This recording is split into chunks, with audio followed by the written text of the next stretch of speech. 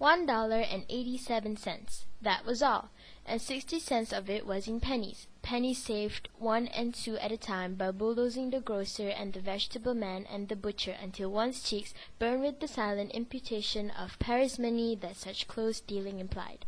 3 times Della counted $1.87, and the next day would be Christmas. Della finished her cry and attended to her cheeks with the powder rag. She stood by the window and looked out dully at a grey cat walking a grey fence in a grey backyard. Tomorrow would be Christmas Day, and she had only $1.87 with which to buy Jim a present. She had been saving every penny she could for months. With this result, $20 a week doesn't go far. Expenses had been greater than she had calculated.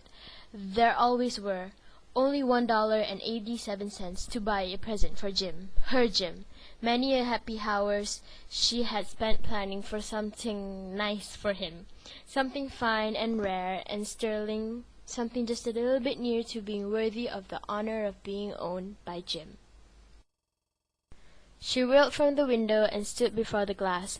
Her eyes were shining brilliantly, but her face had lost its color within 20 seconds. Rapidly she pulled down her hair and let it fall to its full length. Now there were 2 possessions of the James Dillingham Youngs in which they both took a mighty pride. One was Jim's gold watch that had been his father's and his grandfather's. The other one, Della's hair.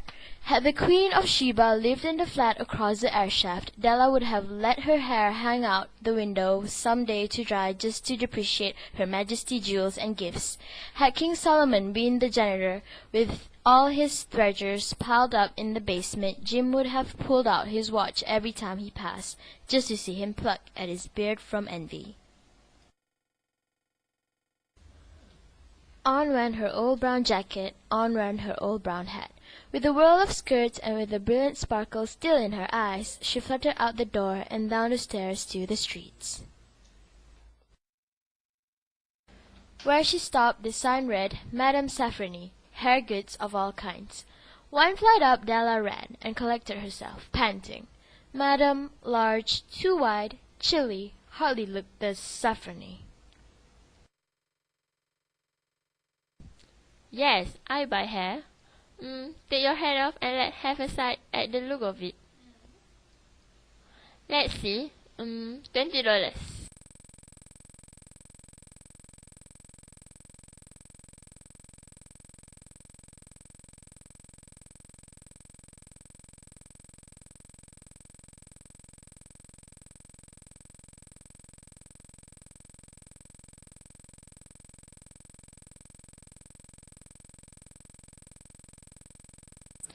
Della was ransacking the stores for Jim's presents.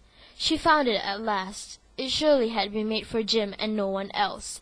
It was a platinum fob chain, simple and chaste in design, properly proclaiming its value by substance alone and not by meretricious ornamentation, as all good things should do. It was even worthy of the watch. As soon as she saw it, she knew that it must be Jim's. Quietness and value, the description applied to both. $20 they took from her.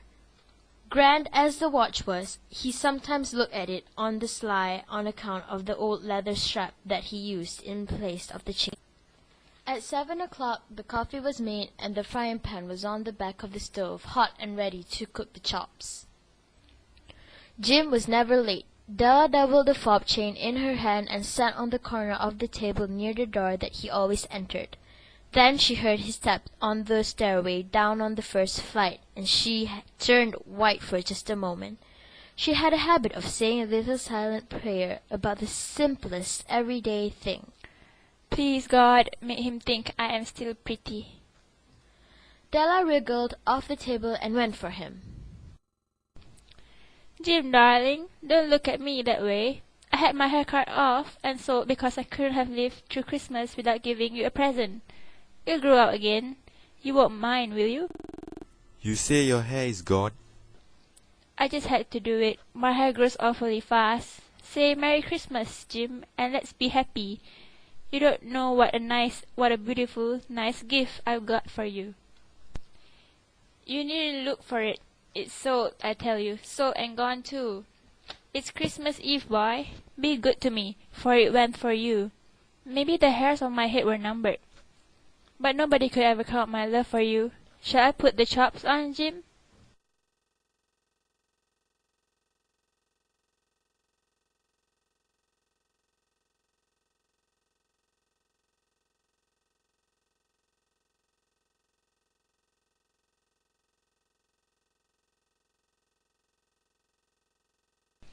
My hair grows very fast, Jim. Isn't it a dandy, Jim? I hunted all over town to find it. You have to look at the time 100 times a day now. Give me your watch. I want to see how it looks on it.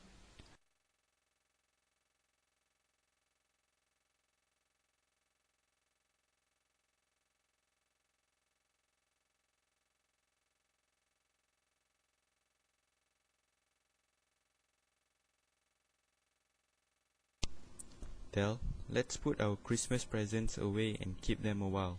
They are too nice to use just at present. I sold the watch to get the money to buy your combs, and now suppose you put the chops on. The Magi, as you all know, were wise men, wonderfully wise men, who brought gifts to the babe in the manger. They invented the art of giving Christmas presents.